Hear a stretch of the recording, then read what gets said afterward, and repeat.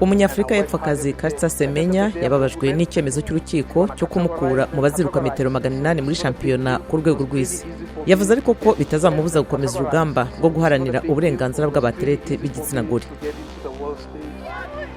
Abategetsi muri Kongo batangaje ko abantu babiri bakize Ebola nyuma yo kuvurirwa i Goma mu burasirazuba bw'igihugu.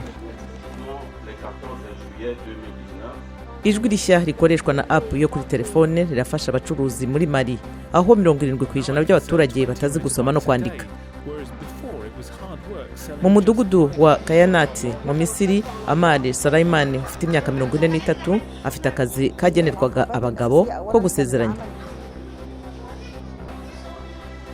Naho muri Tunisia, izuba iyo rirashe abatuye amajyepfo y'igihugu bihutira kugura ikirahure cyangwa icupa ry'ikinyobwa cyitwa Legumi kiva mu bigazi bakunda gufata mu ifunguro rya mu gitondo.